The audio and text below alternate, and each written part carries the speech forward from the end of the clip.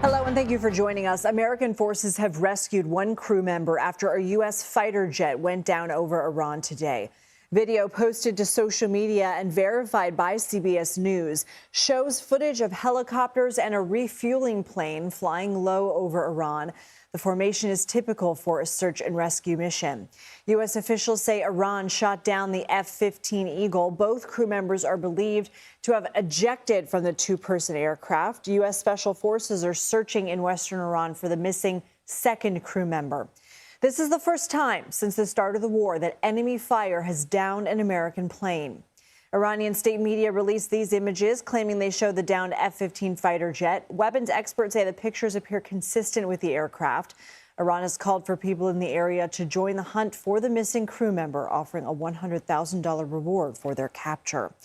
In addition to the F-15, U.S. officials tell CBS News an A-10 Warthog that was part of the search and rescue mission took fire and was damaged. The aircraft's pilot was able to eject from the fighter jet over the Persian Gulf. They were successfully rescued. CBS News Pentagon reporter Eleanor Watson joins me now. What more can you tell us?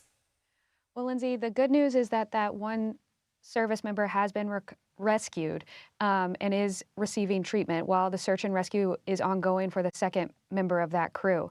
The A-10 Warthog received damage. The pilot ejected over the Persian Gulf and is safe, is recovering. The other two instances we've heard of today are there was a helicopter that was part of the search and rescue mission that took fire, small arms fire. The helicopter was damaged but was able to land safely, and the crew members are safe and receiving medical treatment.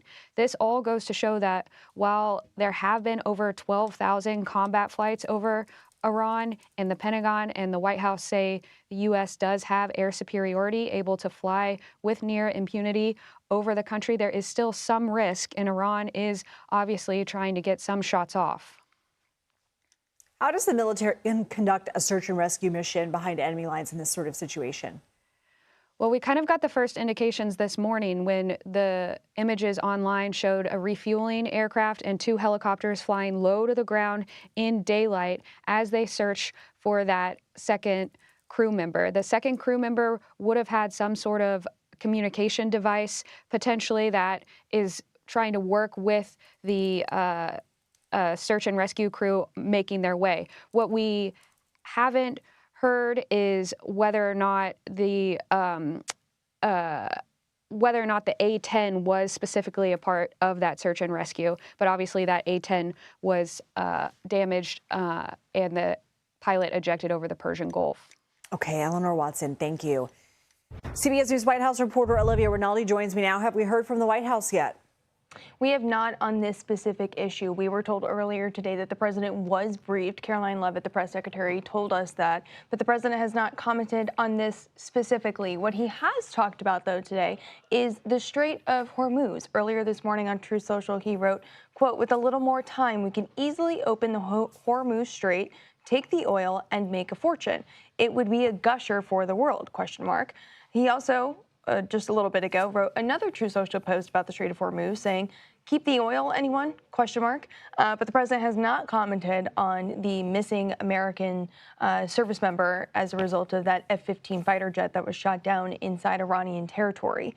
And notably, on these True Socials, I do want to point out that the president earlier this week said the conflict in Iran is going to end within the next 2 to 3 weeks. They are wrapping up. They are getting to the end of that military campaign. They feel that they have completed those objectives. And what wasn't in those objectives was reopening the Strait of Hormuz or having anything to do with oil. But it appears now the president is openly talking about that and saying with a little bit more time, if the American public is willing to buy in, the U.S. could make a lot of money off of the oil that would go through the Strait of Hormuz.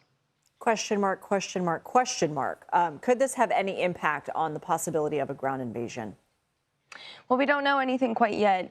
We know there are plenty of troops in the region giving the president a lot of options, including Navy SEALs, Army Rangers, Marines that have just gotten to the region that were in the South China Sea and have now been sent over there. We also know there's another aircraft carrier group that is heading to the region. So there's certainly a lot on the table that the president could choose from. He's been given a lot of options.